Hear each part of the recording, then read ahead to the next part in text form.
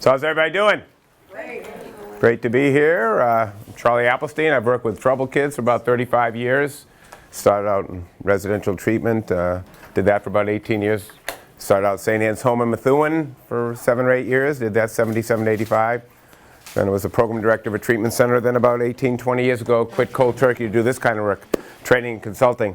Tell people I'm the lucky one that get to stay in the business, not be on call, not have to boss people around, so you'll never hear me complain about training and stuff like that.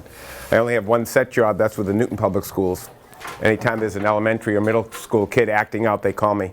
They don't care when I come, what I do, as long as I get the kid behaving. I've had it like 17 years, the best job I ever had, about 5 to 8 hours a week. Keeps me fresh, keeps me doing this stuff. I don't think I could do trainings if I wasn't still working with kids. What I'm going to condense for you today, and there's a great handout I sent to, I think, Sue. So you get it from her. It's like 45 pages. And it has a lot of great stuff, help you sustain the stuff I'm going to talk to you today about. What we'll be talking today about is using a positive strength-based approach with at-risk kids. And even though my specialty is helping people like you deal with your more challenging students, there's nothing I will say today that won't apply to your highest functioning kids. I learned something pretty interesting when I quit to do this kind of work about 20 years ago. When I first started billing myself as a trainer, I thought I'd only be training people working with severely disturbed kids in residential centers, foster care, psychiatric hospitals. But I started getting calls right away to do regular old parent trainings at night, teacher trainings. And I'm thinking, now what do I know about that?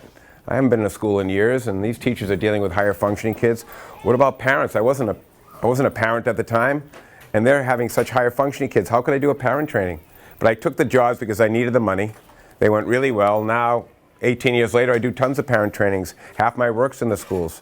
And early on, it was so curious to me because I could do a whole day training at a residential center and then at night do a parent training in Andover, somewhere nice, and I pretty much do the same training. I go, how does that work? How can I be giving the residential people the same training I'm giving the parents in Andover? Shouldn't there be different subset of tools? No. But they loved it and they kept inviting me back. And then I figured out why the training's the same. Why even though the stuff I'm going to give you today will help your more troubled students, you use it with all your students. What I figured out, and you can tell me if I'm wrong, is the healthier a kid is, the more you can screw up with them. The more trouble they are, the more you got to do it right. If you've got a bunch of kids who are really healthy, you can yell at them, scream at them, punish them, use ridicule, sarcasm. They'll be fine. They say, boy, she's in a bad mood today. You know, maybe tomorrow will be better. Conversely, if you've got a really troubled kid in your class and you do the same thing to that kid, you yell at that kid, you ridicule that kid, he goes ballistic and trashes your room. Same exact responses, two incredibly different reactions. Why? The healthier you are, the more you will tolerate people not doing it right. The more troubled you are, the more you demand that they do it great. So what I figured out is, working with really traumatized, seriously acting out kids at St. Anne's for 8 years, they forced us to do it right. If you didn't treat them great, they let you know it. You yelled at them, they let you know it. You didn't say please and thank you, they let them know. So then what I figured out years later was the highest functioning kids, they want the same thing. They want to be treated the same way with great respect. And just because they will tolerate less, why do it? Why do it? I think, and I will to the day I die, that if we treated every kid in the world, if you treated every student in this school as if he or she was a really troubled kid, they'd all be healthier. You know, based on that dynamic, the healthier a kid is, the more you can screw up. We've treated my 15-year-old daughter from the day she was born until now as if she's the most disturbed adolescent I've ever worked with. Sometimes I think she's heading there, but there's no difference. From the day she was born, we use appropriate physical affection. These kids desperately need the fist bumps, the sapphire, the hug now and then. I've had more people just in the last few years say, Charlie, you did 16 hours of training at our school. The best thing you gave me was the fist pump, this, that. These kids desperately need physical affection. So with my daughter, we use appropriate physical affection. With my daughter, we've tried to say please and thank you every single time we've made a serious request of her in the last 15 years. That's my #1 feedback in 35 years. I could bump into a teacher, a parent, anybody. 6 months, 6 years after training, #1 thing I hear all the time is, Charlie, you were right. Ever since we started saying please and thank you to the kids, every time we make a serious request to them, the whole mood of my group has changed. Why is please and thank you my #1 feedback? It's not the social etiquette. Sure, you should model that. It's because everything we say in the world has two components, a content and a message. And kids, particularly traumatized kids, kids who have not had, they're sensitive to the message you're sending. They're trying to figure out, am I in trouble here? Is this teacher out to get me? They're looking at how fast you approach them. They're looking at your facial expressions. They're looking where your hands are. They're looking how high you are. They're listening to the words you use to start a sentence. You are always sending messages to kids. And the more trouble a kid is, the more hypersensitive that message. That's why you have to be in control of that. You can enhance relationships, enhance communication if you send the right message. What's your first name? Kathy. I could say, Kathy, you look great today. Or I could say, hey, Kathy, you look great today. Only kidding, you look great today. Content was exactly the same, correct? Message was different. First time, Kathy looks great today. Second time, you don't want to see Kathy on non-workshop days. I'm telling you right now, you look great today. Listen to the difference. Could you please see me in the hallway? Thanks. See me in the hallway. Move your seat over there now. Could you please move your seat? Thanks. It's like night and day. I've seen physical restraints go down 80% in some residential centers just by getting people to do some of the basics. Please and thank you. I or we. You don't start any sentence with the word you if it's a request. I or we.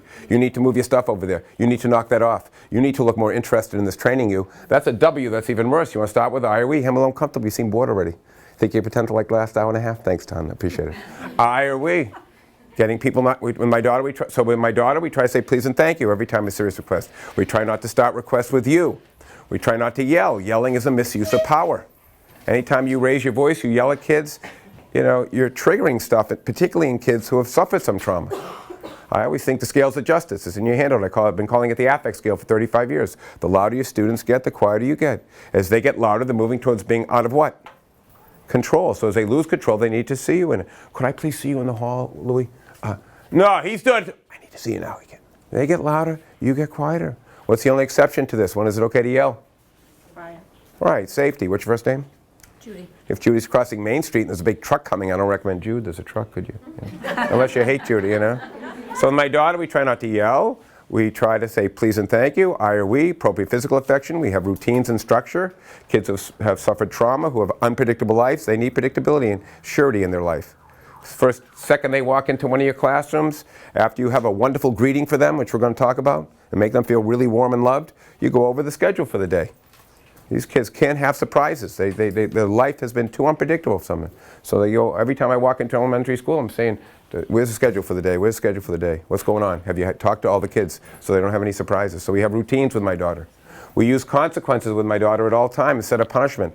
I don't think a kid should ever be punished. I think consequences make sense. What do you think the difference between a consequence and a punishment is? I don't think kids should ever be punished. Consequences make sense. What's the difference, do you think? Huge difference. What? Logical. It's related to what the kid did. A punishment isn't. When you punish kids, you're basically inflicting pain as a deterrent, and that's no way to teach them anything. Yet if we took a field trip to Barnes & Noble, and we took the first 40 books of parenting there, 80% would recommend punishment. I heard Dr. Phil on TV. Dr. Phil, my kid's acting out. What should I do? Find the thing he's most passionate about, take it away, give it back, take it away. If you were driving home from this training today and the cop pulled you over for speeding, says, excuse me, miss, what's your favorite TV show? What's your favorite TV show? You can't watch it for a year. What? Give me the stupid ticket. That's 2 years for your attitude. You go ballistic. You go home, your kid's acting up. Give me the Game Boy. Give me that. What do elementary school teachers do a lot? They take recess away from a kid. What does that have to do with anything? That's really, I think, punitive. That has nothing. Unless, you could take recess away maybe if he got in a fight and then he has to work that through or something. But if he's acting out or rude at 9:30, what does taking recess away at noon have? All he's going to experience as a punishment. I was in Utah a few years ago. There were kids in the school system, 3 or 4 kids who hadn't been to recess in 4 months. They kept taking recess away. Bettelheim, said taking activities away from a troubled kid is like taking cough syrup from someone with a sore throat. I'll give you at the end of the day 7 or 8 beautiful consequences that are related to what the kid did. When you punish, you're basically inflicting pain as a deterrent. That's no way. Yeah, like I said, most parents are told take the kid's favorite possession away. You would hate it if they took your favorite possession away. Consequences reinforce the values of a setting. If you have a value at the Partham that says we talk to everyone with respect here, then a kid is being really disrespectful to a teacher, goes down the office and the principal ties into the kid, hey, you don't talk to the teacher that way. How many times I tell you you cannot use that kind of language? What are you doing? You're reinforcing the value of being respectful by being disrespectful? Really, when it comes to dealing with your kids, you should use a golden rule. You shouldn't say or do anything to a student or a group you wouldn't once said to yourself. We have a horrible double standard in society that says we can say and do things to kids we would never tolerate. You don't want to be yelled at. You don't want to be bossed around without a please or thank you. You don't have things surprised at you. You don't want to be punished. Why would a kid? Why would a kid? Now we're human. We screw up. Let's make sure we apologize. So is there anything I just mentioned with my daughter that you wouldn't do with the most troubled kid at St. Anne's home, exact same stuff. And I know I could get away with stuff with her. I could yell at her now and then. I could use sarcasm. You should never use sarcasm. You should, I could punish her now. She'd probably grow up fine. But why do it? Why do it? The better we do, the better they do. Now this approach I'm advocating, that is inherent in all the stuff I've just talked to you about, it's called using a strength-based approach with your students. The whole world is jumping on board with using a positive strength-based approach. The science is coming out every day to support everything I'm saying from a neurological standpoint, and I'll share some of that with you. What is this approach? Because you should be using it as a teacher with your kids, and you should be creating a positive strength-based culture in your school. And you'll see what this is and why is it so powerful. Here's a simple little definition of strength-based practice. Strength-based practice is an emerging approach to guiding at-risk students, but let's get that clear, all students, that is exceptionally positive and inspiring. It's focused on strength building rather than flaw fixing, what young people do right versus what they do wrong. It begins with the belief that every individual has or could develop strengths and use past successes to curb problem behavior and enhance social and academic functioning. That's a simple little definition, but to me strength-based practice is really about two words, attitude and actions. It starts with the attitude you convey to every kid from the second he or she walks into your class and then forever that says, I believe in you. Yeah, I think you're one amazing kid. You're going to make it with me. You're going to make it in life. And I'm absolutely thrilled to be working with you this. Now let's get going. Then everything you do with these kids from the second you meet them and then forever, because they should be coming back 10 years from now, checking in on you because you were the one teacher that got in their head and loved them. Everything you do with these kids from that moment on needs to be an extension of the attitude that says, boy, do I get excited to see you every day. Boy, do I think you're one special kid. You're going to make it with me. You're going to make it in life. Now let's start the journey. And why do you think that's so important? I think it could be the most singly important thing any one of you can bestow on a kid, particularly a tough kid. The sense that you can't wait to see the kid every day. You believe in them unconditionally, and you just know they're going to make it with you, make it in life. Why is that so important? Everything else pales in comparison to that. You could have a PhD and advanced teaching, but if those kids sense you don't want to see them in the morning, you're not going to be that effective with that kid. You know? Why is that so important, having this incredibly positive attitude that says, I believe in you and can't wait to see you every day? Why do you think? Makes them feel good about them. Makes them feel good, and you know that's exactly where I start. Because when someone feels good, don't they behave better? Who in life functions well when you don't feel good? Depressed people aren't using the higher parts of their brain, they're cocooning. You know? When you make these kids feel good, they actually access higher parts of the brain and they function better. I heard James Garbarino speak a few years ago. He's one of the world's foremost experts on kids and violence. He got in front of a group of 1,000 people in Las Vegas and said, we can now predict with 100% certainty whether a tough teenager with a history of aggression will commit another act of aggression while he or she's at the high school. If we can look into this kid's life at any moment while they're at the school and see this one factor present, we don't worry about the kid anymore. What do you think that is? You got a tough kid entering a high school, Lawrence High. He's got a history of violence. 3 months later, you look into his or her life at the school, you see this factor, and you go, hey, I think we're all set with this kid. What's that one thing you want to see? What do you think? What Garbarino said, and I love the way he framed it, this highfalutin academic. He says, if a tough kid with a history of aggression can wake up any day at Lawrence High and know there's at least one adult at the school who thinks I'm terrific, the odds of that kid doing something serious go down about 0.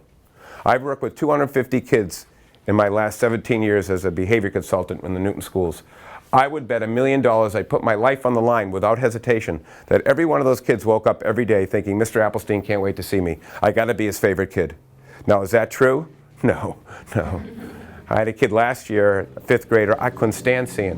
Very cognitively inflexible, massive issues. Oh, he was so hard to be with. I would pull into the parking lot of the school, my stomach would turn.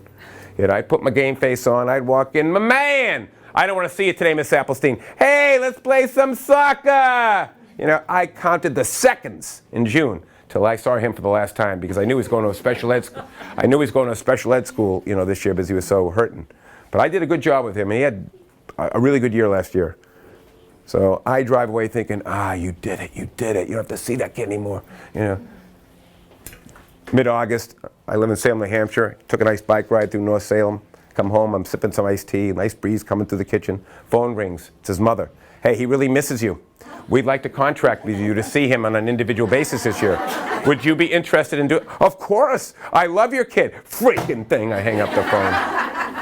I ask every one of you, does every single kid in your class wake up every day thinking you can't wait to see that kid every day? The answer is no. What can you do about it? If I had a nickel for every time I had a kid having trouble with a teacher that I brought him together, had lunch with him, played basketball, did something fun, to get the relationship going again, I'd be a rich man. All starts with a relationship. All starts with a relationship. Does every kid you teach wake up every day thinking, this lady can't wait to see me? I got to be one of her favorite kids. If the answer is no, what can you do about it? How can you repair it? You know, it all starts there. It all starts there. Is it not true that every tough kid who walks into Partham comes in struggling with self-doubt? Is that not an accurate statement? How could a struggling student not be riddled with self-doubt? Well, Degas, the great artist, said self-doubt kills ability. You impressed, I know about Degas, the great French Impressionist, born 1767, died 1833, created 1,500 Impressionist paintings. Kind of impressive, huh? Not in the Google age. I don't know anything about Degas. I thought his name was Degas. I thought it was some Quincy. But I got the ADD thing, so I'm always clicking, watching 6 shows at once. So a few years back, I'm clicking, I stop on PBS, and they're doing the 1-hour bio pictures, the great artists of all time. So I guess I stumbled onto Degas. He paints the brown-tinged ballerina pictures you see in the museums. So in the scene I'm watching for 18 seconds, he's talking to a little ballerina who's obviously struggling with her confidence, and he says, self-doubt kills ability. I said, I remember that line. Strength-based practice says every kid at this school has amazing ability, but they won't even come close to using what they have if they're riddled with self-doubt. They're worried about failing. You know, when you really get excited to see these kids every day, when you focus on what they do right, when you get excited about little changes in the right direction, and you just don't make a big deal about the mistakes, you start to attack self-doubt and they start doing amazing things. It's a guy named Sprick who writes great books on behavior management for the schools. He said something interesting. He says, you want to know why a lot of kids struggle in school? One, they don't believe they can do the work. I wish I had a nickel for every time I'm dealing with a kid who's acting out and we find out he has a hidden learning disability or something's going on. And he can't function at the level the teachers are asking him to be at. He needs some modifications, need this, need that. A lot of these kids act out to avoid being embarrassed, being shamed, or to send you a message that, I can't do this work. I can't sit and attend. I need medication or something. You know, no one likes acting out, you know, but oftentimes they act out to send you a message that this work's too hard for me. I got some issues here. And the other thing is, why is it relevant? You got some kids who don't know where they're going to live next month, and you're teaching them geography. What do I need to learn about Spain? I don't even know what street I will be on. The best teachers are the ones that try to make it relevant. Say, why is it important to learn this stuff? But I hardly ever hear teachers doing that. I think he's got something there, you know. Why is it interesting to learn this subject? And can they learn it? Now, this issue about self-doubt kills ability goes beyond that. It's a little more complicated than that. A guy named Larry Brentero wrote a great article years ago in which he compared the human brain to a library. And he says something really interesting and sad, but true. He says kids who have suffered trauma, and I know you've got a bunch of kids here who have suffered emotional, physical, or sexual abuse that are coming in every day. He says kids who have suffered trauma, in the lower part of their brain, which he calls the survival brain, like the brainstem, which is all about self-protection, which is overstimulated, overactive in kids who have suffered trauma. They literally have wings of shame, wings of pain in the lower part of their brain, and they're full of books. And so when you ask a kid who has maybe suffered trauma to try a difficult assignment, to do something that's a little out of their reach, even though they may sense they could do it, they still blow you off. That's stupid. I don't want to do that. Why? Because they can't handle the fact that they could be shamed or embarrassed, or that they would look stupid in front of the other kids. So a lot of your kids who have suffered trauma, they may sense that they could do some of the things that you're asking them, they still blow it off because they can't put one more book into that library. That's why you see kids their whole life, adults their whole life, avoiding things that they could probably do to make their life better, but they can't handle any more books in the library. I think a really good way to understand this is to go to Africa. I went on safari 30 years ago. Do you know what elephants do, herds of elephants do, when strange humans approach? Anybody know? This is what they do. They get into this tight ball, and they put the babies in the middle, and the moms and dads are on the outside on the perimeter, and they will stay there forever. They will die in that circle to protect their young. These elephants here will not find the path over here that will take them to a more lush part of the jungle. They will not find the cave over here that they can scrape their tusks against to get the salt they desperately need. They will not find the big water hole over here. No, they will die in this circle to protect the young. That's the kids you're dealing with here who have suffered trauma. They're not using the higher part of the brain, the emotional brain, the logical brain, which is all about creative thinking, problem solving, all the stuff you want students to use to become advanced learners. No, they're using the lower part of the brain that's they're afraid 24/7. Am I going to be embarrassed? Am I going to be hurt? Self-protection, self-protection, self-protection. That's what's happening with your kids. You know, that's how they walk into school every day. That's the bad news. So they're not accessing the higher parts of the brain, trying things, because they're in a self-protective mode.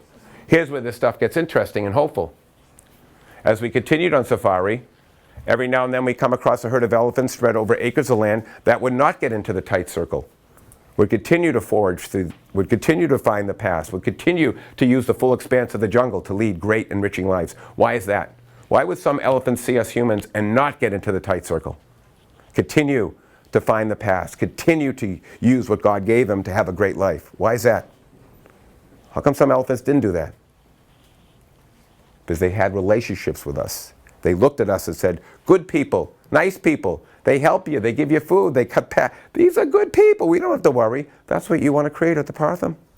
You want every single kid to walk into your classroom, into this school, saying, this is not a place I have to worry. This place has your back. They hold you accountable, but in a respectful way. They get incredibly excited to see you. They maintain safety at all time. This is a warm and nurturing place. This is the greatest place I've ever been in my life. And you take the pressure off these kids, and all of a sudden they can start to access higher parts of the brain. They don't have to overuse the lower part of the brain, which is all about self-protection. And that's done by greeting them with a big smile every day, please and thank you, the fist pump, sending postcards home when they did something great, you know, getting in their head and saying, wow, this is a place I think I can be and I can be happy. I think the number one reason believing in these kids is so critical is that when you really believe in a tough kid and that kid knows it, it leads to that four-letter H word you can't live life without. And what's that word? Hope. Hope is humanity's fuel. You could have a Mercedes-Benz out in the parking lot. I didn't even see any today, you know. I didn't even see the parking lot, frankly. It's going nowhere if it doesn't have fuel. Strength-based practices, every single kid at Partham is a Mercedes-Benz. But by the time some of them get to your doorstep, they're on empty, they're on fumes. These are not broken down, dysfunctional kids that need to be fixed. If you think that, if they think that, that's about how far they're getting. No, these are all gifted kids who walk in here on empty, some of them. Your job is to put the fuel in so they can take that great engine and go somewhere. Tell me if this isn't true. When most of us go to bed at night, as we're tossing and turning, we start a Rolodex in our head. And we go card by card as we slowly doze off. So for a lot of us, we'll be tossing and turning tonight. First card, friends. Oh, I'm seeing Billy and Esther on Friday night. Maybe we'll try that new Mexican place that opened up in Methuen. Wonder if he's still, that'll be kind of fun. Boom, next card, money. Things a little tight right now, but job safe. Should be able to get a new car in June. Not so bad, not so bad. Boom, next card. Family. My daughter's 16. She could be a teenager, what, 3 more years? I could do anything for 3 years. And then you doze off and you wake up refreshed the next day. Tell me if this isn't true. If some of your tough kids here can even get to bed at night. At St. Anne's Home, we would spend hours teaching staff how to get traumatized kids to bed at night. This is the first time all day that all the stimulation ceases. They're left to their thoughts, their demons. Some of them were beaten at night. You know, we would break bedtime into littlest detail. Do they get a nightlight? How bright is a nightlight? What kind of music do you play at night? Is it in their ears? Is it in the hallway? What kind of physical activities do they do after dinner so they're tired at night? What if they act out? How long do you talk to each kid? We would break bedtime into littlest detail at St. Anne's because we know how painful it was for some of these kids to go to bed at night. Sometimes they act out all night because they don't want to be alone with their skin, alone with their thoughts. They need the constant distraction. So if some of your more difficult kids here can even get to bed at night, they start their Rolodex, first card, friends. Shit, I don't have any friends. Saddest thing in the world to me is the answer to the following question. How many of you have worked with at-risk kids over the years can remember one student, one kid you've ever had, tough kid, who truly had a best friend, a meaningful reciprocal relationship with another kid? Raise your hand. I've now asked this question to over 500,000 professionals over the last 20 years. Hardly a hand goes up. We have an epidemic in our world that's worse than bullying. Everybody wants to talk about bullying, and they should. It's serious. This is worse. We have an epidemic of kids without friends. Can you think what your life would be like right now without one friend in it? Don't you think little annoyances become big annoyances? You want to know why these kids act out every day? A lot of times it's because they're imprisoned in the loneliness, and they have no friends. And it's so unbelievably painful. Why do we have this epidemic, and what can you do about it? Because you are in the perfect position to do something about this. Why do we have this epidemic? The big reason is developmental. Up until the age of 5, every kid is very egocentric. They should be. If you did a good job with your kid, he or she should feel like the king or queen of your household the night before kindergarten starts. Now, the night before kindergarten, you help pick out a royal outfit for your little king or queen. Then the next morning, you load the royal lunchbox, and you escort little Lord Fauntleroy or Queen Elizabeth to kindergarten. Who does your little king or queen meet that first day? 18 other kings and queens. Now, what happens when you put 18 kings and queens in the same room?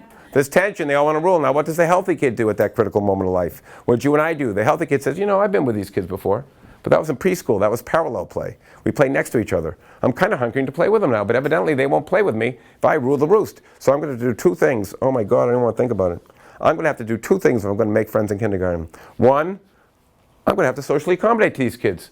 Okay, girl, you could be first in the sandbox. Go ahead, have a good time. Oh my God, she's knocking all the freaking sand out. Hey, save me a turn. I don't like her. I don't like her. But you realize you got to do it. Two, you socially subordinate. You suck in your desire. Let someone else get their way. Okay, girl, you can use the red crayon before me. Go ahead. Go. Oh my God, she cracked in half. Hey, you can still pull the paper down and use it. I don't like her either. Everybody in this room, accommodate and subordinate when you got to that kindergarten. In essence, you gave up the extra egocentrism that all kids should have. You make friends, you learn social skills, and that's your entrance into a great life. Sadly, the kid coming from the traumatized home, where there's no safety, no trust, that kid gets to kindergarten, won't accommodate, won't subordinate, too threatening. If I let you go in the sandbox first, you'll never give me a turn. There's only one person I trust in this world, that's me. If I give you the crayon, I'll never see it again. So they don't accommodate, they don't subordinate, they don't make friends, and every year gets harder and harder.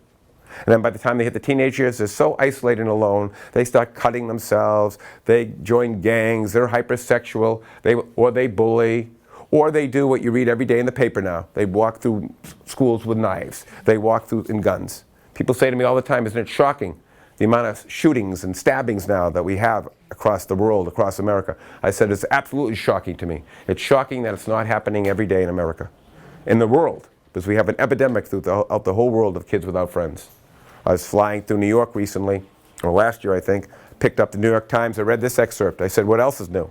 When Mark Barden considers Adam Lanza the young man who murdered Barden's son and 25 others in the Sandy Hook massacre, he is struck by what he calls a sad parallel. In his short life, Daniel made a habit of seeking out and befriending youngsters he spotted sitting alone, a virtue his teachers praised at Sandy Hook Elementary. The young boy that killed my son was a little boy that sat alone, said Mr. Barden with rueful certainty. Maybe if there was a little Daniel Barden that came along in his growing up, perhaps things would be different. One of the greatest things you could do as an elementary school teacher or counselor is help kids make friends. If I was Obama, I would put a law out today that no school in the country gets any funding unless they tell you specifically what they're doing to pair kids up. If every classroom in this school should have a thing on the wall, buddy time. What does it mean to have a buddy? And age appropriately, you take turns, you share. And then once or twice a week, maybe 5 or 6 times a week, you randomly pair a kid with another kid for buddy time and you do an activity together. And maybe give them points for it, because they're going to be a little anxious about it. And maybe once a month there's a special buddy time activity. Anything and everything you can. When I work with really troubled kids, I'll tell them, have a good week and we'll celebrate on Friday and you can invite a friend. If you're a counselor or something, see 2 kids at once. Anything you do. If you've got kids who are loners, who are troubled kids, see if you can match them with another kid. Every school in the country should do like a Match.com. You should not be able to get through a day without doing something to pair kids up. I have seen kids in the span of 6 weeks change dramatically forever once we've taught them how to make a friend, matched them up. In fact, I did my thesis on this in graduate school, dual therapies, where you see 2 kids at once. You don't need to be a psychologist to do this. It's simple. You have clearly enough savvy to do this. Figure out ways to match kids together. Help them with play dates. Have buddy time in a class. Put on a wall, what does it mean to have a friend? If you have incentives for kids, maybe have them go with another kid. The more you compare, you could literally change a kid's life in 6 weeks. Because they don't know how to do this. Yes? Don't children learn how to get along from their siblings first? Yes, but not in a traumatic environment. In a traumatic environment, what they're learning is take care of yourself first. Take care of yourself first. So, it's not an accident that 500,000, I've asked 500,000 people like you and no one's raising their hand. And those kids are all growing up in homes with their brothers and sisters, but the trauma, the lack of support, all that stuff clouds that. So they don't know how to do it. These kids literally don't know how to make friends. They need the help.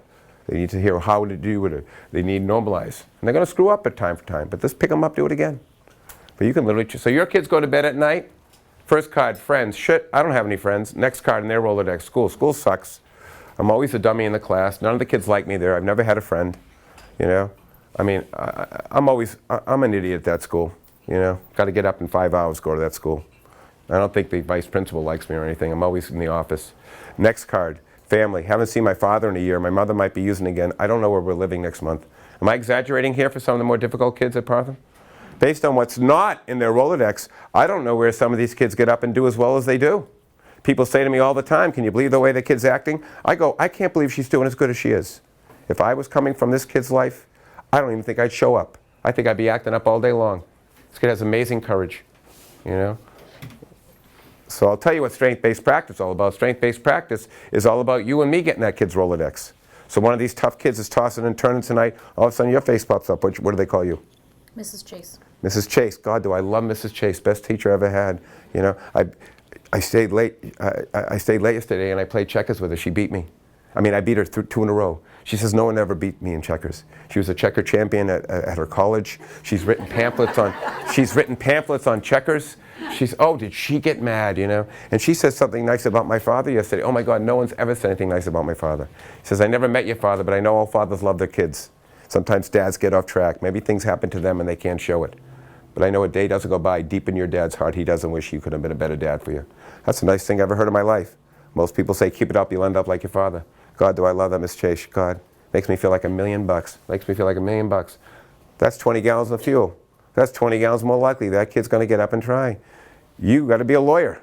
When these kids go to bed at night, there's got to be a reason they get up. And what they got to be thinking is, wow, look at the success I'm having. Look at the friend I made. Look at the way she greets me in the morning, that teacher. Oh my God, always smiles. And even when I screw up, never yells. Never yells. Sends me from the room sometimes, but never yells. Always in a respectful way. God, this is the greatest lady I've ever met in my life. Greatest place I've ever been. That's 30 gallons of fuel in the tank. That's 30 gallons more likely this kid's going to get up and try a little harder. Just think if there were 10 people in this school waiting for this kid. I have secretaries, principals, everybody in the school, nurses, everybody, greeting kids in the morning, smiling, slapping them 5. Because we've got to get into that Rolodex. You know, we got to put fuel in that kid's tank. It's a great anecdote out there that speaks dramatically to this whole positive movement stuff. It's a true story. Years ago, somewhere in the Midwest, there was a hellacious 4th grade class. 2 teachers quit in September because the kids were so outrageous. Principal couldn't keep a substitute in the room. He had to keep going in there. He could barely manage the kids. Early October, he gets a resume from a young woman who never taught a day in her life other than her little internship. He hires her on the spot for the class, doesn't tell her it's the most difficult class in the history of the school. The other teachers complain, how can you do this to her? She'll last 1 day, never teach again. You want to go back in there? Hire her. Sometimes you hire someone to fill a slot, even though you're not too happy about it. Mid-October comes, she strolls in for her first day of teaching. He escorts her into the room. Kids come in, he leaves. He paces the hallway anxiously, waiting for all hell to break loose. Not one behavior problem the first hour. He says, okay, it's a honeymoon. They're setting her up for something big later in the day. Whole first day goes by without an issue. In the teacher room after school, no one could talk about anything else. How could you do that? How could you go a whole day with those monsters? That's impossible. They're setting her up for something big tomorrow, some of the old pros say. Second day, no problems. Third day, no problems. Week, 2, 3, 4 weeks go by. Not only are there no problems, but the kids start coming to school on time, dressing better, doing their homework. True story. People are flabbergasted. Finally, after 2 months of dramatic turnaround, every single kid, whole group of teachers go and master the principal and say, you better get in there. Something illegal's going on in that room. No first-year teacher could do what she's doing without threatening, without bribing. You better get in before something hits the fan. Now, he hasn't want to touch his class with a 10-foot pole, but he reluctantly agrees to see what's going on. So right before the Christmas break, he walks in after another fabulous day, and she notices him. And before he can say anything, she says, oh, Dr. So-and-so, glad you came by. I've been wanting to talk to you for quite a while. He goes, oh, yeah? Well, what? I want to come in and thank you for what you did on my first day of teaching. I still get goosebumps when I think about it. Now, he's been guilty the whole time. He says, thank me for what? He says, knock it off. You know what you did. He goes, fine, I'll tell you, you Mr. Modesty, you kill me. You know I'd be nervous and anxious having never really taught in a big school, so what'd you do that first day? You came into my room before the students arrived, you went up to my desk and you took out a big piece of paper. And that piece of paper you wrote down the name of every kid in the class, then right next to their name you put their IQ number. Then you taped it to my desk and you waited for me to come in. Well, I'm telling you, Doc, that was amazing. Because you were right, I was nervous, I was anxious. I remember walking in that first day, I put my stuff down the back, I nervously approached the front desk. Then I remember looking at this paper, doing a double take, and then yelling out loud, ha! Can you believe this? Woo-hoo! My very first class. He's given me the honor students, the brightest, sharpest kids in the school. And I tell you, Doc, I've been on a high ever since, knowing you would entrust me, first-year teacher, with the most precious assets in this building. I tell you, Doctor, I can't wait to get up in the morning to see these kids. I hate to leave them. 4 times I want to come down and thank you, but I'm so into the group, I eat lunch with them every day. I never leave the room. So from the bottom of my heart, thank you. Thank you. True story, guy can't even talk. He's got this ashen look in his face. Finally, after 2 minutes of utter silence, he looks back at the woman, he says,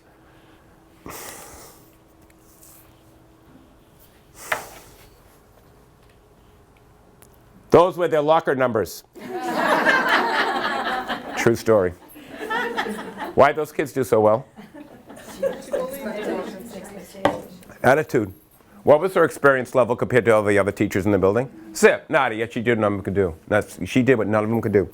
Let's see if you could be the first to raise your hand. In the 15 years I've asked this question, I know I can't, but maybe you can. Have any of you worked an entire day with at-risk kids? or spent an entire day with your own kids and not had a moment or two where you go, what the hell do I say here? What the heck do I say here? Have you ever gone an entire day at this school without a what the hell moment? I never have. I never have no.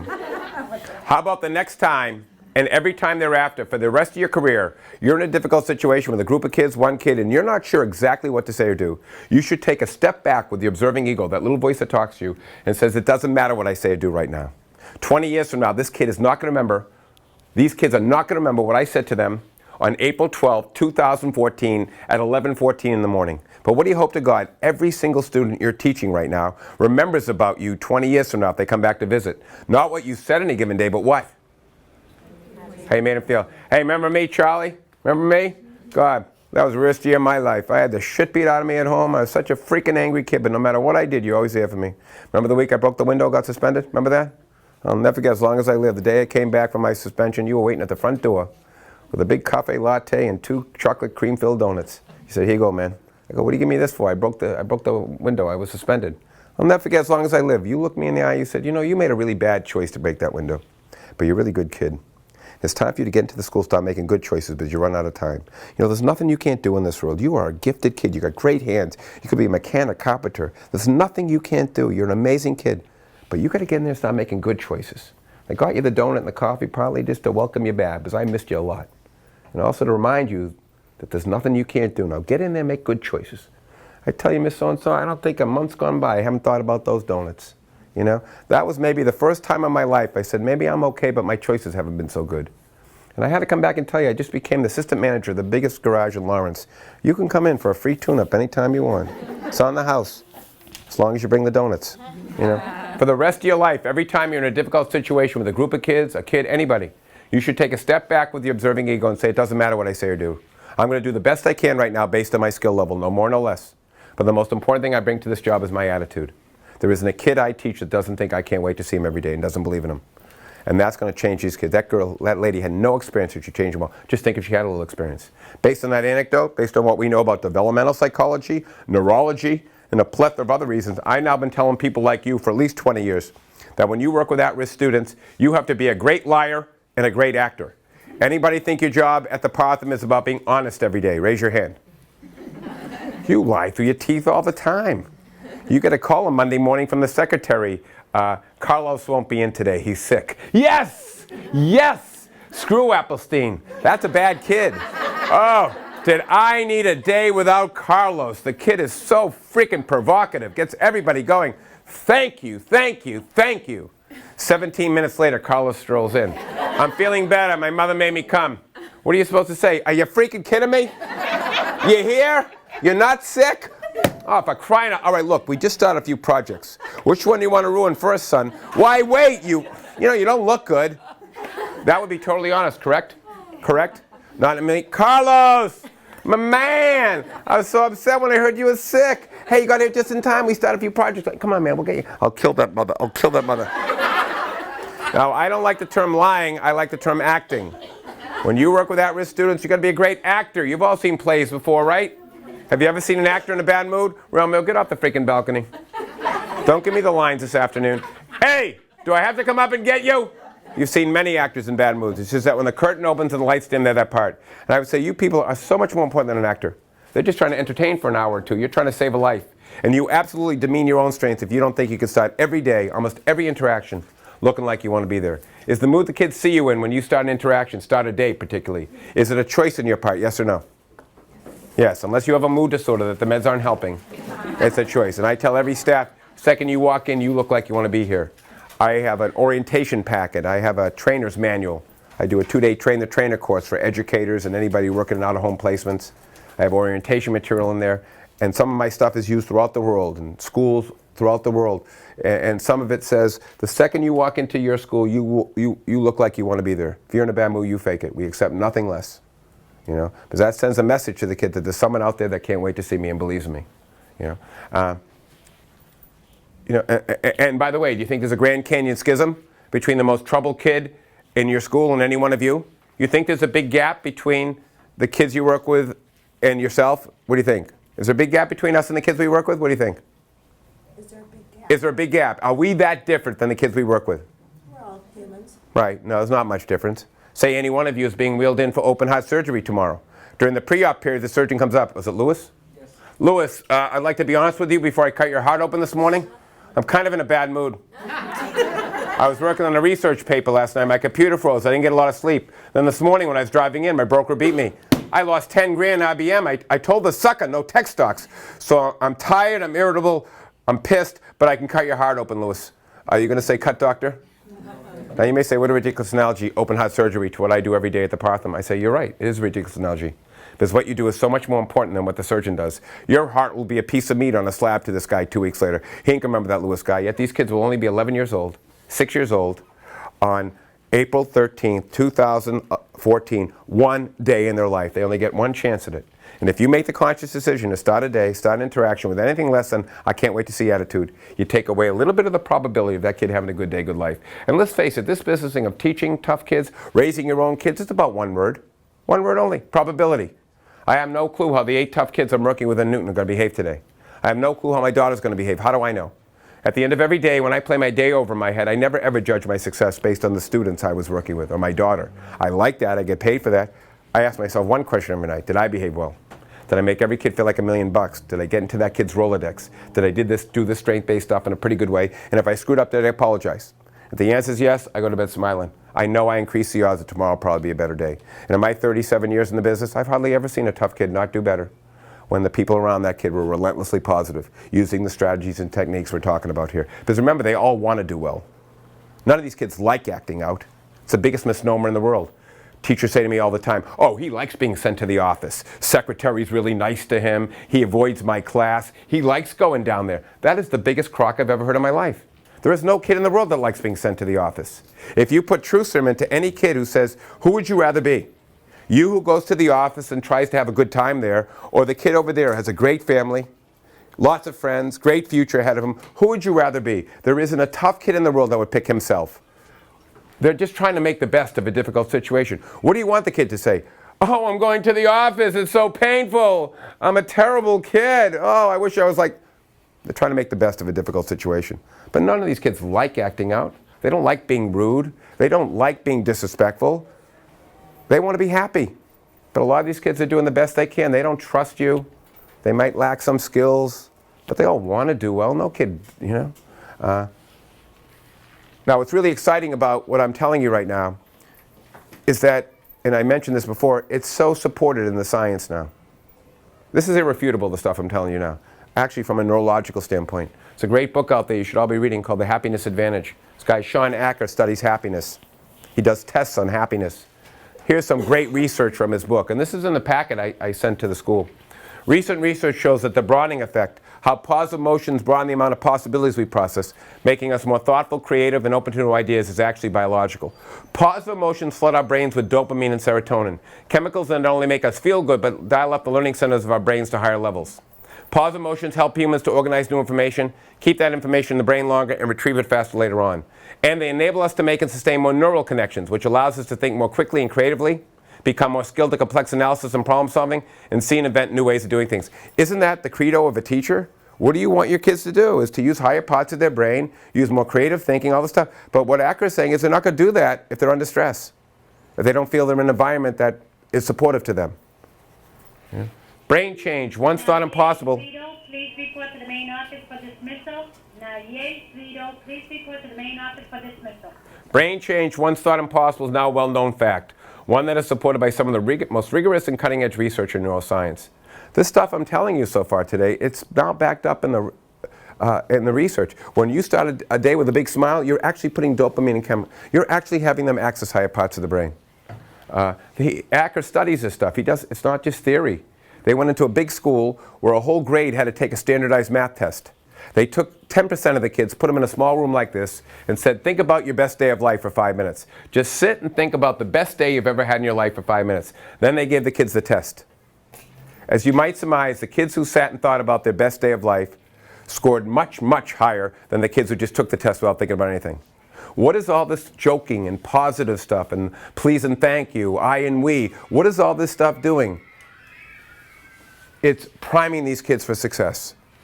I think a great way to understand this is visualize a tractor in a barn. Say you have a tractor in a barn. It's a great tractor, but it hasn't been turned on for 3 years. Can you just go into the barn, turn it on, and expect it's going to plow the field? No. You got to grease it, pump it. You can't just expect. Well, you can't have a kid with trauma, a tough kid, walk into the Partham and say, "Here's the schedule. Here's your classes. Here are the rules. Here's how we do things. This is how we transition. Here's your lunch money," and expect the kid's going to plow the field. No, he needs the pumping. That's the positive stuff. That's that 5 in the morning, the joking with the kid, the losing the game on purpose to the kid, the note home when the kid did something great. He needs that pumping. That's the stuff that is revolutionizing the brain.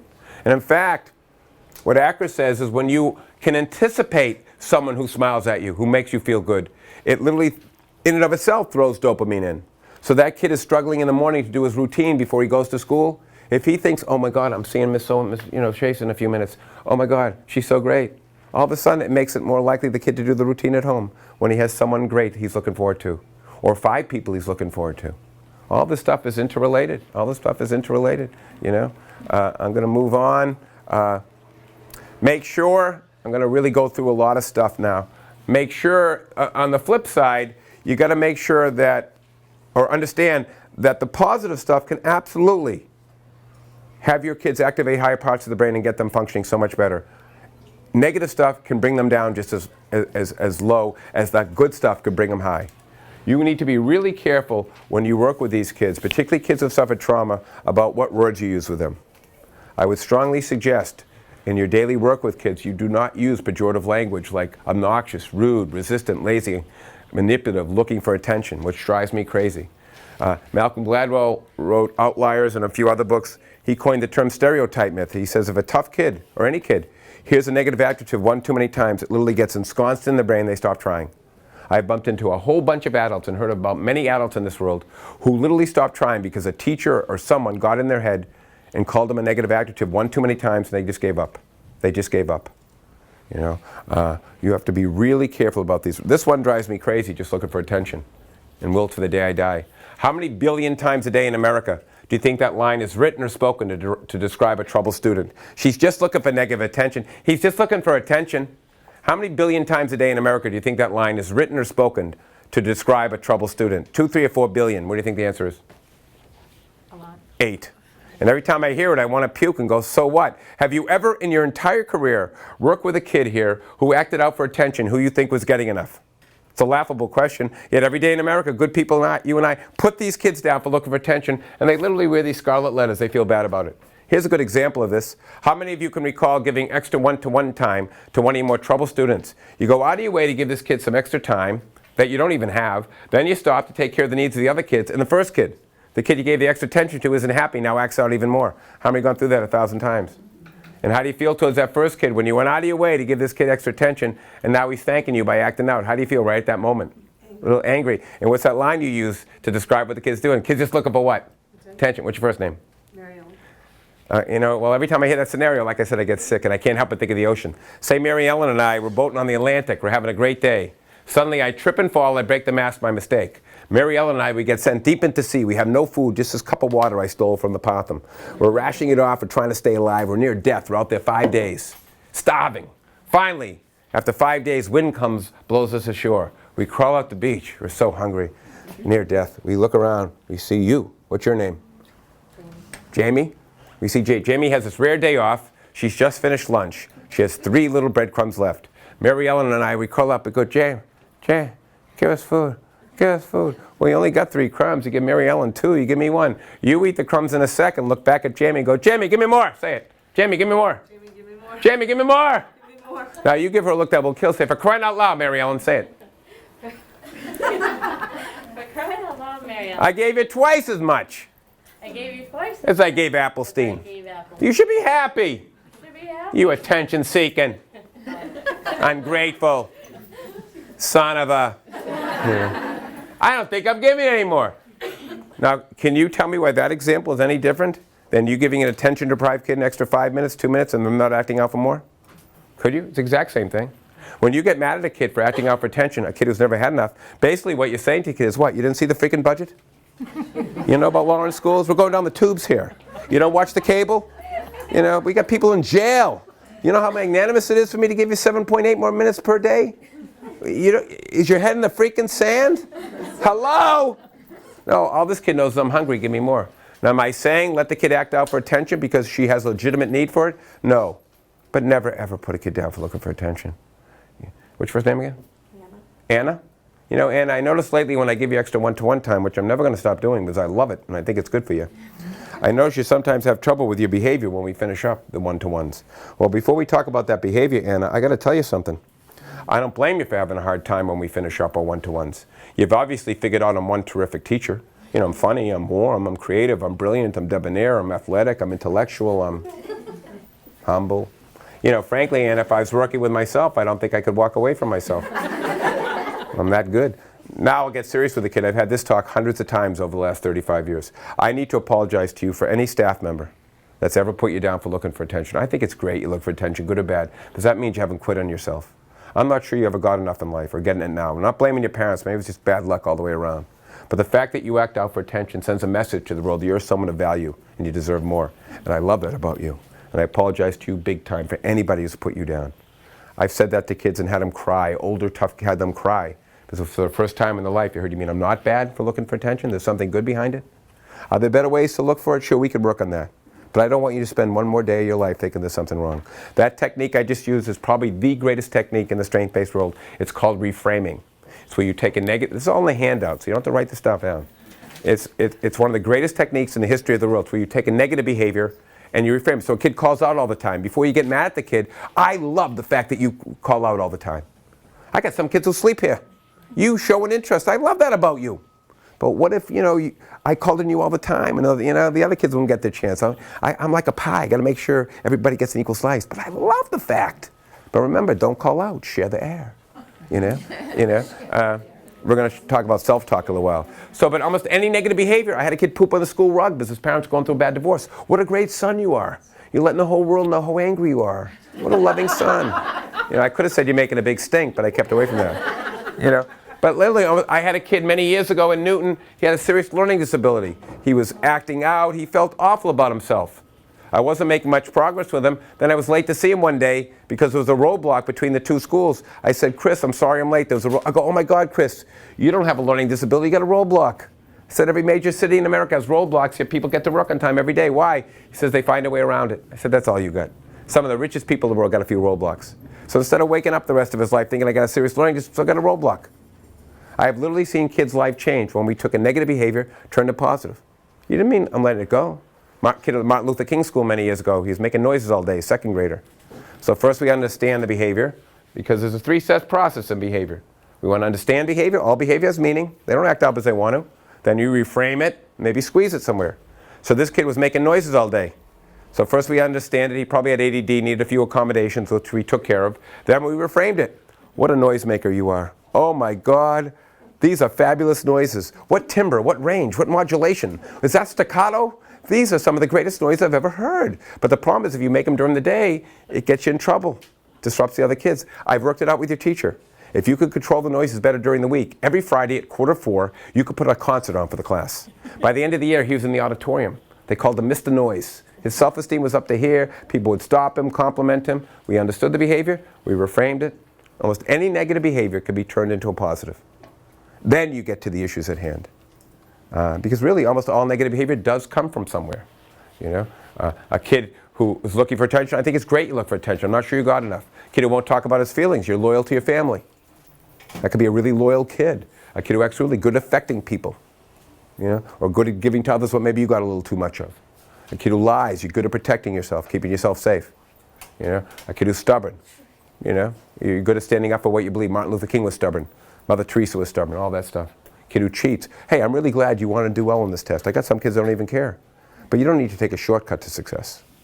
So you can almost start with a reframe. There's really, you're still holding the kid accountable. But reframing can literally add 20 gallons of fuel to a kid's tank. It can literally change a kid's life. Kid who's bossy, you're a great leader. Put the kid in charge of something. Again, I can't stress to you enough how powerful reframing is. You got a mother who's screaming at you at the phone. Mrs. Jones, I got to stop the conversation right now and say, I love your passion. I got some others don't even care. Don't even call me up. I love how much you love your kid and how much passion you have. But this isn't us against you, Mrs. Jones. We're on the same side here. We both love your kid. But you could take almost any negative thing and connect, I'm going to move on. When I meet a kid for the first time and throughout my work with kids, I'm always trying to get into the Rolodex, changing them from the inside out, getting them to believe in themselves. I always tell every kid when I meet them for the first time, look, you got to know something about us here. We believe there's no such thing as a bad kid or bad parent, just bad luck, bad choices. You got to give kids permission to love themselves and to love their parents, even if their parents abandon them, because they still love that parent. Your parents might have made some bad choices, but they're good people inside. And deep inside, I know they love you. Because if you don't give a kid permission to love their parent, they'll be conflicted the rest of their life. They can hate them, but they can love them. Then the second thing I do, and it's so powerful, I tell every kid, and I believe, we at the Partham believe every kid, every family is like a train, big, powerful train. But all trains get off track now and then. We're going to get you back on track, brother. Back on track, Jack. Say it. Back on track, Jack. Just do Jack now. Back on track, Jack. Back on track, Jack. Right now you got some wheels spinning, steam coming out, oil sipping on the ground. We're just going to get you back on track. Say it. Back on track, Jack. Back on track. Back on track, Jack. When my daughter was 4 years old, she'd come up to me. I know, Dad. I know. Yeah. Train out track. Train out track. Let's say your class is all wild and something.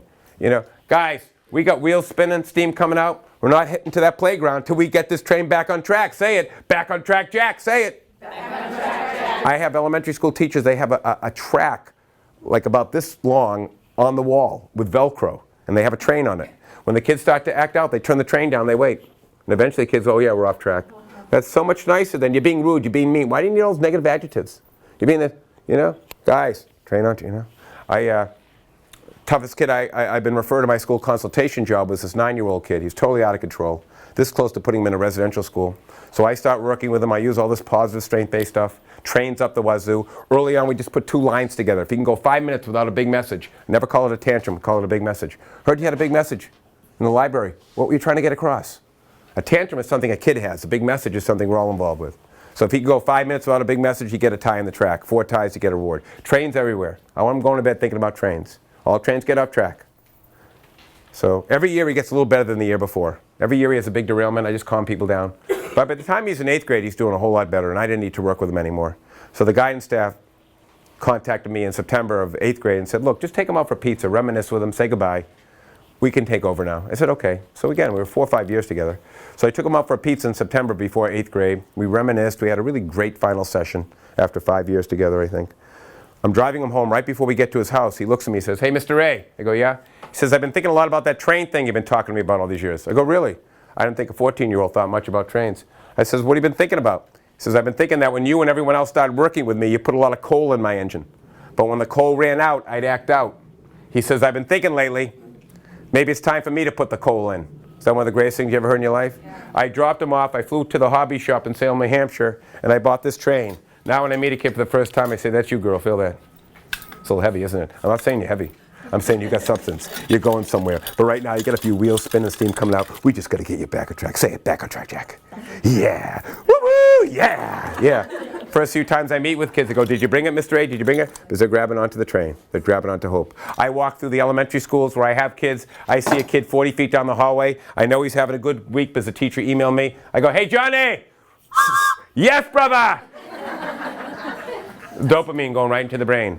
If it's a kid who's had a really tough kid I'm working with who's done a little bit better that week, then I bring out the big guns, Oh, yeah, Anna. Oh, yeah, girl. I like it. Look at the report from yesterday. I like it. Woo, baby, you're on track. Woo! What's that kid thinking about when they go to bed at night? That crazy teacher I got at the Partham blows the whistle. Every time we're doing great. This is what makes you interesting. This makes them want to come to school in the morning because their life is so tough, some of these kids, the whistle, this, that, says, God, I love that class. I never had a teacher that's this fun and stuff like that.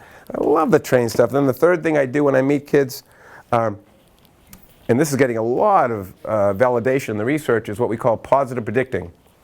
So I meet a kid for the first time and I go, no such thing. I do the parent thing. Then I say to the kid, hey, this is the most acting out kid in the school. How should we celebrate in 6 weeks when you've had 6 of the best weeks you've ever had in school before? Pizza or Chinese food? Chinese. Good, I like that. White rice or fried rice? Fried rice. I'm more of a white rice guy. Could we get a pint of white and a pint of fried to celebrate? Sure. Well, that's not okay. Here you've had the best 6 weeks you've ever had, and I'm screwing up the celebration. You want fried, we're going fried. Pork, vegetable, house, chicken. Shrimp. I like it. No matter what the kid says, I argue, then give in. Because I want this kid walking away thinking, this guy really thinks I'm going to have the greatest 6 weeks. This is the most acting out kid in the school. As it says here, when you talk about the future in positive terms, you make any desired outcome more possible. When it's more possible, it becomes more probable. You know, guys, who should I call and write to in 2 weeks when you've had the best 2 weeks you've ever had? You know, tell me, because I want to call that, you know. Or how should we celebrate, you know, in June when we've had the best year we've ever had? Or at least 4 times a year, I'll go up to the most troubled kid I'm working with, you know. I'll say, hey, can I ask you something? This is the most acting out kid I'm working with. Can I ask you something? Sure. Can I ask you something? Yeah. 25 years from now, when you're this amazingly successful businesswoman, you got millions of dollars, you got houses, you got cars, you know, because you're one of the most talented kids I've ever worked with in my life, and there's no question that you're going to be incredibly successful. So 25 years from now, when you got it all, the houses, the cars, the respect, because you are amazing. Which great teacher from the Partham, Charlie A, do you need to remember and maybe go back and thank for always being there, for maybe helping you get back in track and turn the corner? Which great teacher from the Partham, Mr. A, do you need to maybe find 25 years from now and thank for always believing in you? Which teacher? Mr. A. Right. Because here's the scoop. 25 years from now, I'll probably be in a nursing home. I'll have the dementia thing. I won't remember much anything. I want you to find me. I want some payback. I want you to take me out, sign me out on a day pass. I want to see your businesses. I want to drive in your fancy car. I want to see your kids. I want to see the diploma on the wall, but I know you're going to get it, you know. And if you don't mind, maybe during the visit, if you push my wheelchair along the Merrimack, I would like that because I always like water. And then coffee. And then maybe before you sign me back coffee into the nursing home, we stop for a little ice cream. And my favorite flavor is? Right, will you write that down? 2 F's, 2 E's? You know, I won't remember that. I'll have the dementia stuff. Seriously, kid, when you make it in life, and there's no doubt in my mind, you're going to be one of the most successful kids I've ever taught. You got to come back when you're successful, you know. I just said that to a kid on his worst day. What are they thinking about when they go to bed at night? This guy really thinks? And now, you know, Garbarino, one of the world's foremost experts on kids, he said recently that terminal thinking, the inability to articulate one's future, may be a clue to why some kids make it, some don't. You always talk about the future like it's a done deal. You know, I was working with a really depressed 5th grader, inner city kid in the METCO program, being bused into Newton, you know, a few years back. He was really depressed. I wasn't making a lot of progress with him. He's a great artist, though. So I went home one night. I asked my wife for help. I says, you need to create some business cards for me. I said, this kid's a great artist. I want to create some business cards for him. So we did this. These are exactly what they look like. Thompson Associates, Master Art Design and Graphics, Kenneth Thompson, President. Then I gave him a little slogan, Art from the Heart. Gave him some websites and stuff. We made 30 beautiful business cards. We cut them out for him, brought him in the next day. Oh my God, he was beaming. He's walking around the whole school passing out his card. Use my art studio when you're, use my art studio, and if you now I have teachers all over America, in Scotland and some other, in Canada, elementary school teachers, they create business cards with all their kids. They make them look really great. Then you hang them up somewhere.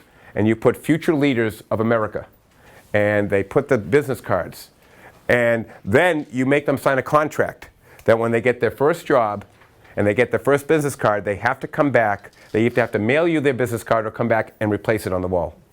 So what's this kid looking at every day when he walks in here? You mean I can make it in life? I can make it in life? There's, you know, and it's not just Garbarino. There's a guy named, oh, I didn't put it up there, but there's a guy, did I put it up there? No. There's a guy named Miller, who started a big group called Kids at Hope. And he said he studied for 7 years what makes kids successful. The third thing he said was kids need to be able to articulate their future in 4 domains. Art and, community, family, occupation, hobbies. He says, so what that means is throughout your day, you should be every now and then asking kids about the future that fall into one of those categories. What are you going to be when you grow up? What kind of hobbies are you going to have? Think about the elephant circle. A lot of your kids who have suffered trauma, they're stuck in that circle. They can't even see outside the barrier. You talk to them like it's a done deal. You do this positive predicting. You know, you and when you make it more possible, it's more likely it's going to happen. Powerful stuff. I love other metaphors. I like the car metaphor. Isn't it true a lot of your kids who act out have a negative static view of themselves? What is strength-based all about? It's attacking all negative thinking. I said, don't give me that crap, same old me. Human beings like cars. In Detroit, the cars get better every year. Human beings get better every day. Every day you wake up, you're a little sharper, a little more mature than the day before. Don't give me this crap, same old me. You know, what's your name? You're the 2014 Kerry. You don't overheat as much as the 2013 Kerry. You're not backfiring as much. You're holding the road better. Look, you've got a slicker design. Don't give me this crap, same old me. No, you're the 2014 Kerry. We get better. Say every day. We get better. Every day. We get better. Train on track.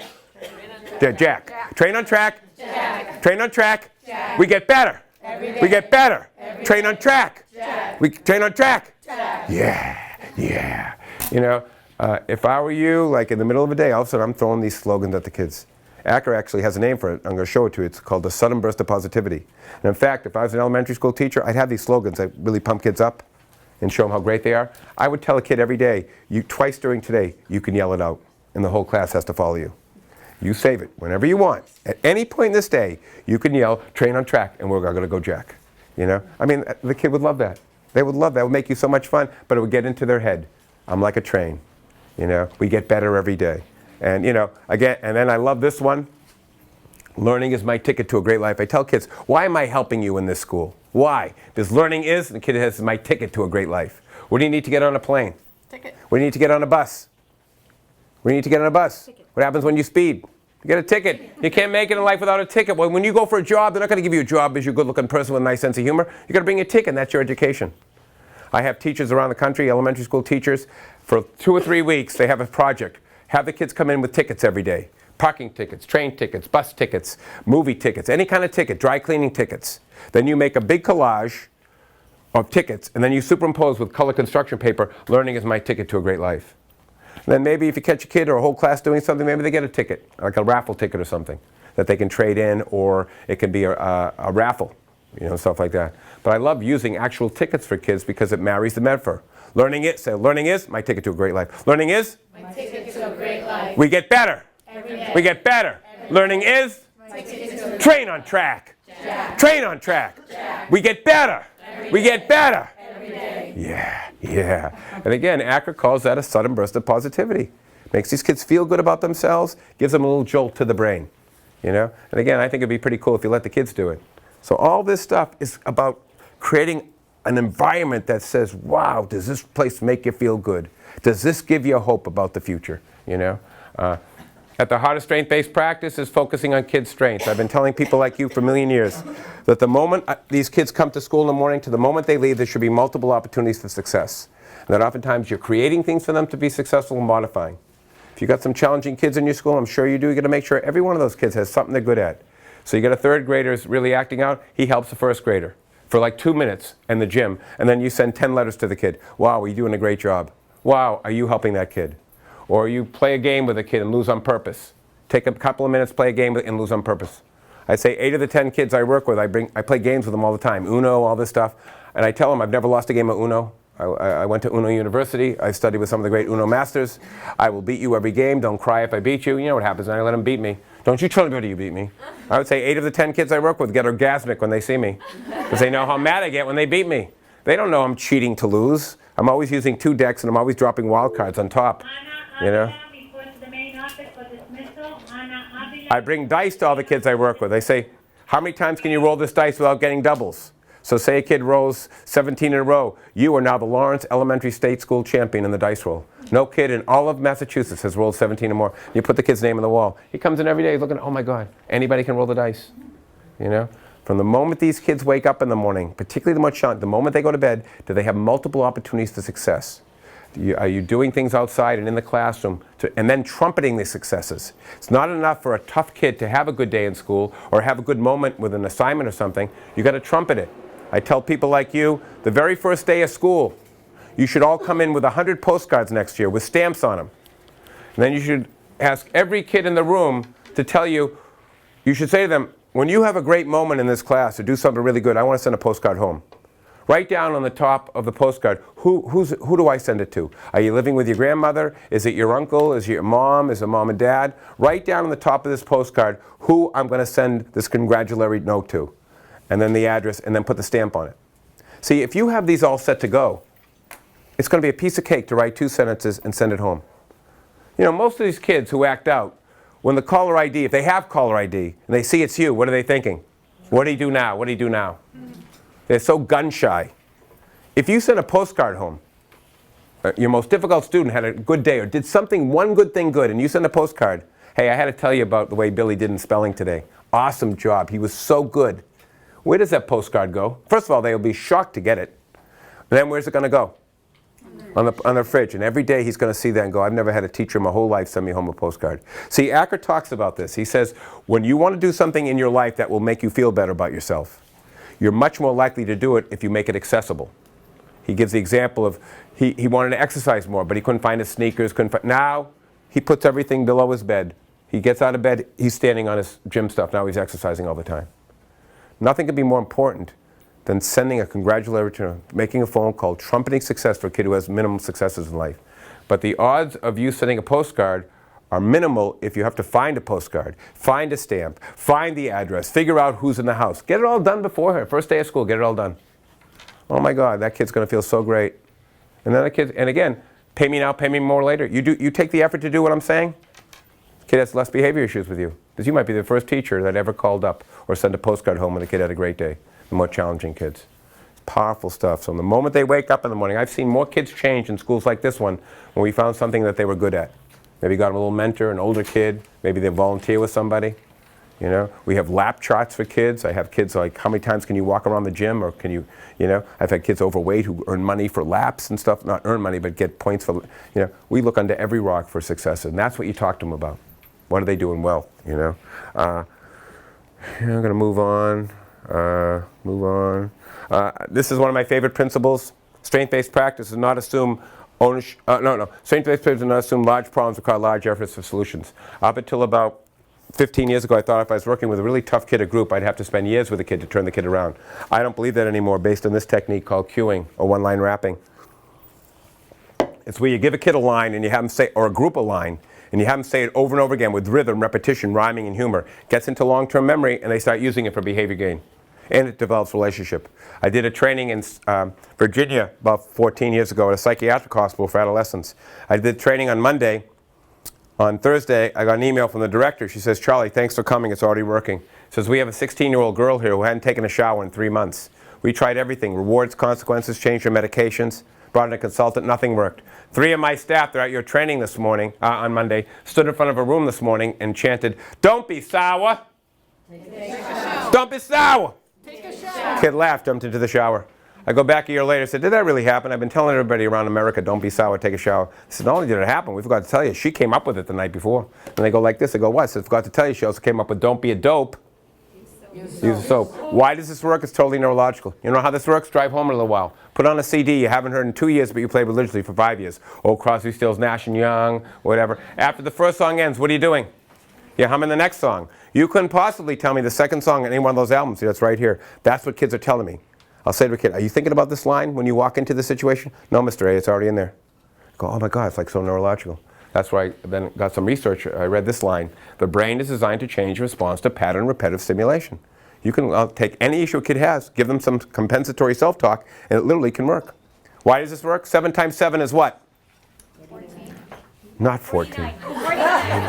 Okay, I'll give you that. I'll give you the benefit of that. Why do you know that? Why do you know that? I use flashcards. Yeah, use flashcards. And you can't get it out of your head, right? It's stuck in there. You know, you'll be on your deathbed. You'll be incontinent. You won't know who you are. You'll have seconds to live. You'll hear a little grandkid out in the waiting room doing her homework 7 times 7. And then you'll die. Well, if you can't get 7 times 7 out of your head, and there's no such thing as a sevenectomy, why don't you give a kid with ADD step after step? That's the prep. Little by little, play the fiddle. No need to groan. I can do this on my own. Or a kid with anger. Let it go, Joe. Let it go, Joe. Just stay cool. No need to blow. I can't, I will. I gotta chill. And if I do, it's quite a thrill. If you get mad, don't do bad. Just talk or walk. Talk or walk. If you get mad, don't do bad. Just talk or walk. Talk or walk. Don't call out. Share the air. Don't call out. Arm's length away today. Arm's length away today. Use an indoor voice because it's a very good choice. Use an indoor voice. Line up quiet.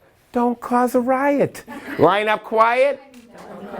I mean, if I was an elementary school teacher, the whole day would be on rhymes. They would love it. They would love it. I have to tell you, you came to visit us at the Arlington a few years ago. Yeah.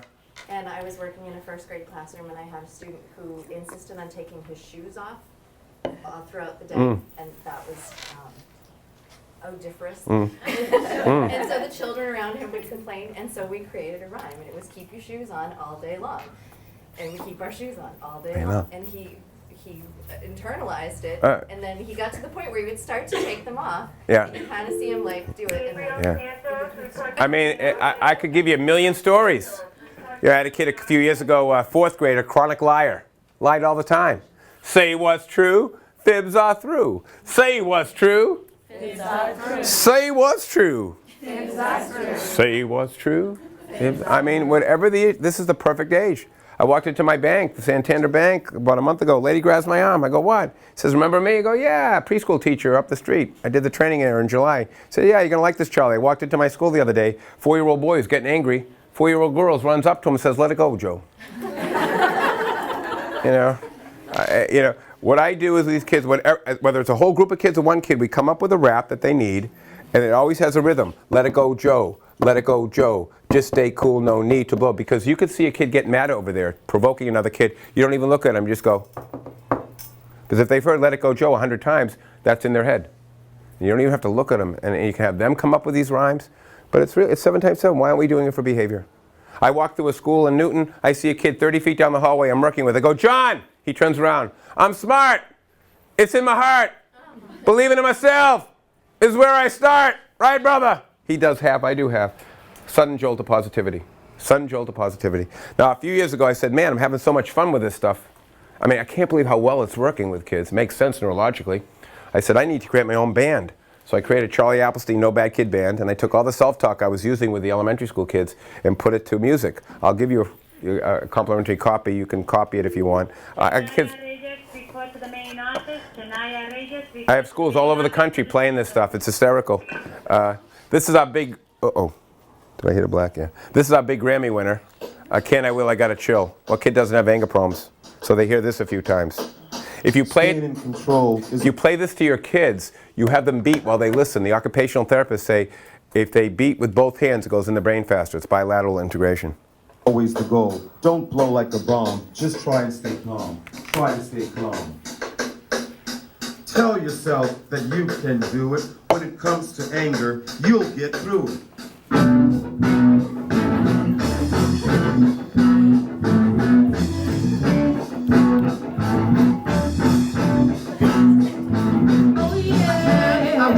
I gotta chill. When I do, it's quite a thrill. I can, I will, I gotta chill. When I do, it's quite a thrill. Join in next time. Stretch your comfort zone. Stretch your comfort zone. Get ready. Here we go. I can, I will, I gotta chill. When I do, it's quite a thrill. I can, I will, I gotta chill. Now this is our big hit, Let It Go Joe. This has been the one that so many kids use. I use this so many times. Kids just gotta let things go when they get upset.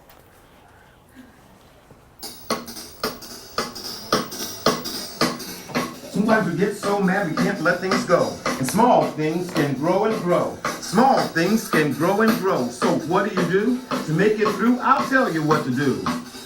Everybody, let it go, Joe. Let it go, Joe. Just stay cool, no need to blow. Let it go, Joe. Let it go, Joe. Just stay cool, no need to blow. The teacher yells in your face, the kid gets in your face. You lose your work and friends call you a jerk. What do you say? I'll tell you. Everybody, let it go, Joe. Let it go, Joe. Just stay cool, no need to blow. Let it go, Joe. Let it go, Joe. Just stay cool, no need to blow.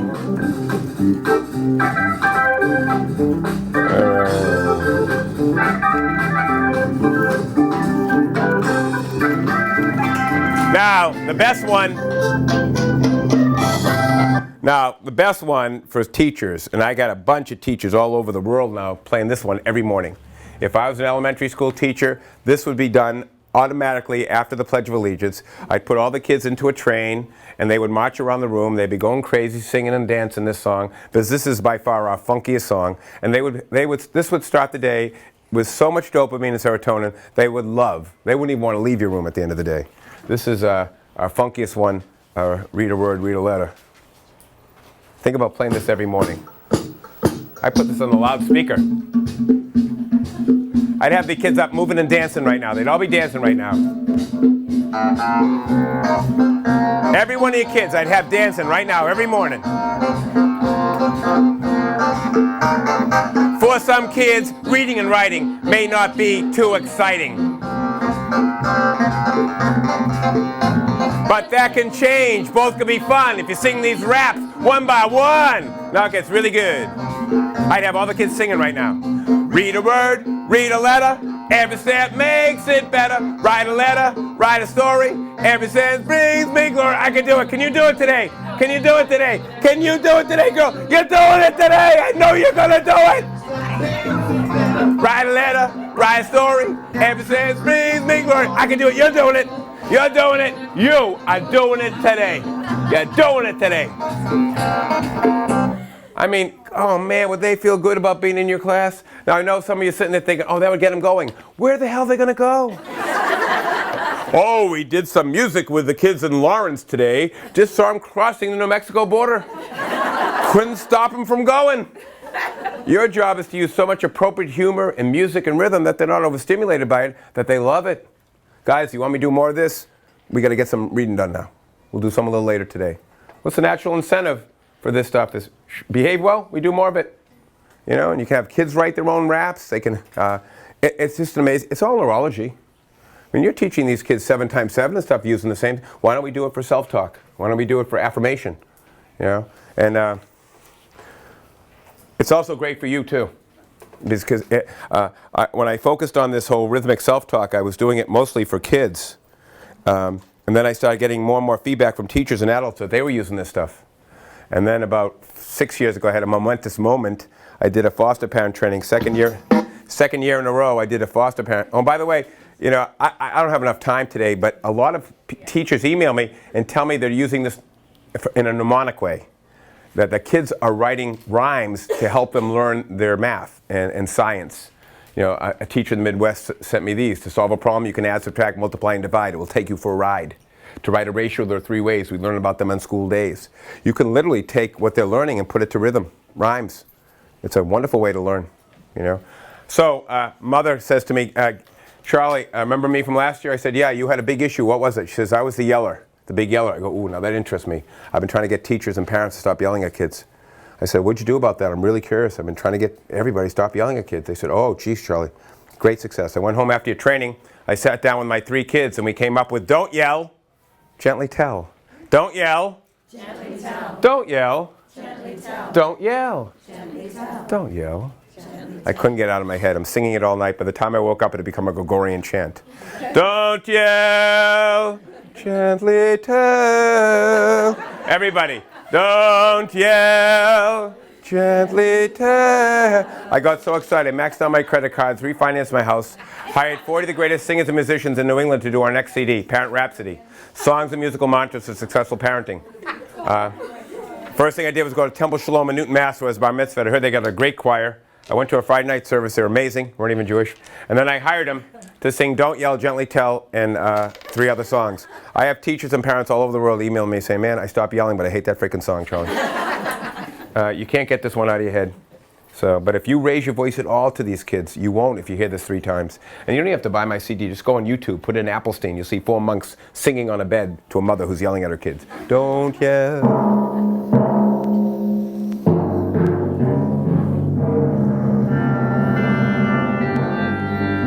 Now I bring in the 30 trumpets.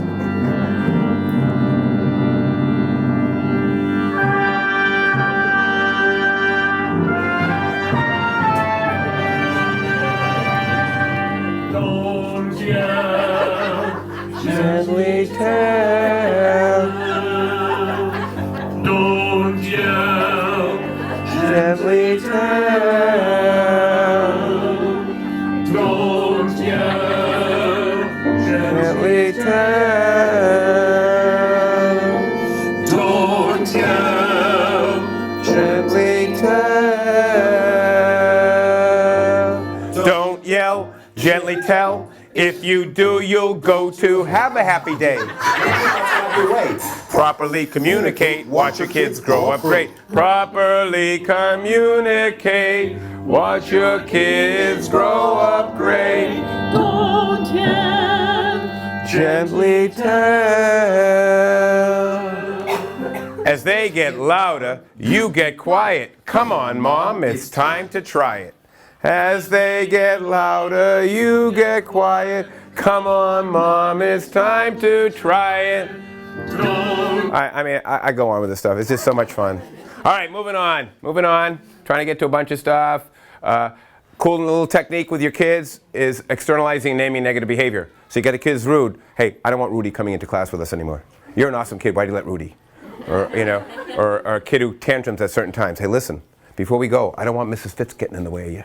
So, I've had, or Mr. Argue, Mr. R period Gu, kid who argues a lot. I've used this really successfully with elementary school kids. I had one kid, he used to call out. We got rid of that with don't call out, share the air. He used to argue all the time, so we drew a picture of Mr. Argue, R period Gu, on a poster, ripped it up, threw it down. No more arguing, we're through with Gu. Then his last year at the school, I walk into his class, 4th grade class, teacher says, he's getting to me. I go, is he arguing? No. Is he calling out? No. Don't call out, share the air. No, he doesn't do that anymore. What's he doing this year? He says, oh, he's rushing through everything. He's like a human pinball. And breaks don't seem to help. I know he's wired crazily, but is there anything you could do? It's so disruptive to him, to me, to the kids. I said, there's always something you could do. So it's great. I took him outside. It was a beautiful fall day. I took him outside. We're sitting on the bench facing the school. I said, Teo, his name was Teo. Teo, this is America. This is not Russia. In America, we take our time. No more, Mr. Russian. Say it. What country is this? America. Do we Russian America? No, not Russian in America. He stopped Russian. We put on no more, Mr. Russian. This is a fun thing. It's a great technique. You want to have the biggest toolbox you can. Make sure you, if you have kids on the spectrum, they say they respond to positive figures like Star Wars figures, Disney, Bieber, superhero. I need Mrs. Flexibility to come in to art today with us. So you bring in the superhero, and that really works with kids on the spectrum. Make sure you use a lot of humor with your kids. They did a study at Stanford. Kids learn 700% more in a classroom when humor is an active part of the teaching. 700% more. If you're not that funny right now, just try to be a little funnier. Someone who's not funny, who tries to be funny, that's funny. And understand you can learn. Don't use sarcasm. Although you can learn self-deprecating, lose on purpose and get really mad. Or put some pictures of sports team. Oh, by the way, I didn't tell you guys, I love the Red Sox. And here's the deal. If they lose and you bring it up, you're going down. I'm flunking any kid who brings up, or the Patriots or something. Even if you don't like it, pretend you like it, because that gives them a chance to goof on you. I would say 8 of the 10 kids I work with, like I said, get orgasmic when they see me. Because how mad I get when they beat me at something. They don't know I'm losing on purpose.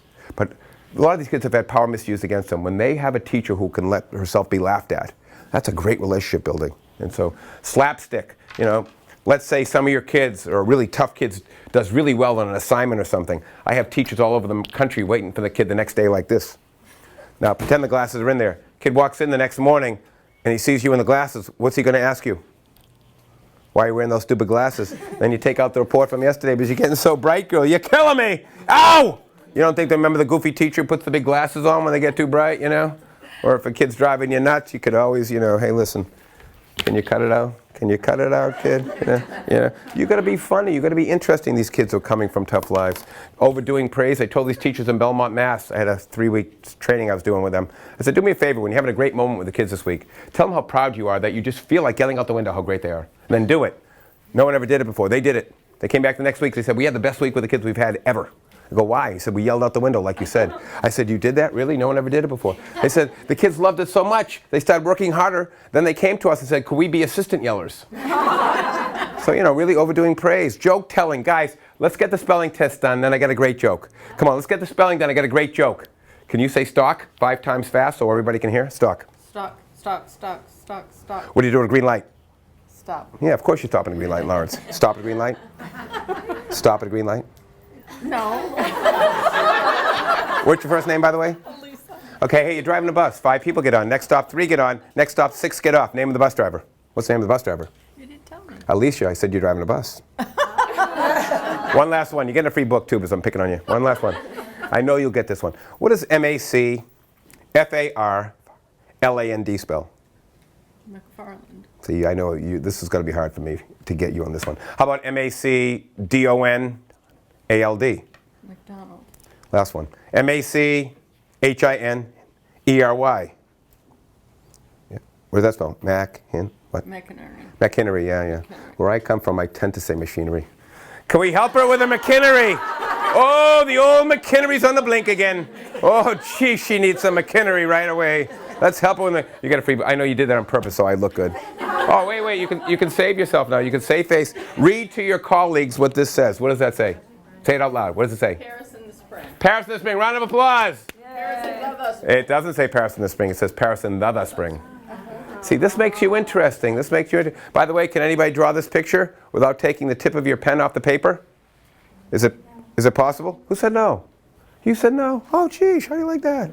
You know, you said no. Oh, wow. I guess it's impossible. If you said no, then it's probably impossible. Da da da da. You draw the circle. You bring the paper up. You turn it over. You go from the thing to the back of the paper. You didn't take the tip off. You got to be interesting to kids. Who's that? You know, think about it. Weren't some of the best teachers in your life funny? You know, that's not act. Just don't use sarcasm. Sarcasm is veiled hostility. But when you go to set a limit with a kid, you got to tell a kid something serious. First thing they think about is who just told me. And if it's someone who jokes with them, they're much more likely to listen to you. I use lots of humor with kids, probably because I know they'll listen to me when I have to tell them something serious. So the best teachers I ever had in my life were humorous. So you know, just don't use sarcasm, veiled hostility. If you're going to use incentives with kids, I'm a big fan of using incentives with at-risk kids who've been traumatized. But think of the elephant circle. A lot of them won't try because they're so anxious and scared. With high-functioning kids, I think we overdo incentives. But for the traumatized kid, I think we underutilize it.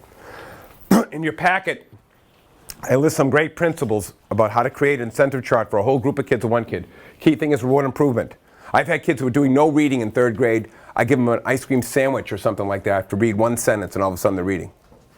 And then, you know, in the strength-based world, we say little changes ripple into dramatic solutions. I've had kids school and middle school skipping 4 days a week. Big reward if they skip 3. The key thing is if you've got kids who are struggling or acting out major, you reward them for a little bit of change. Little changes ripple into dramatic solutions.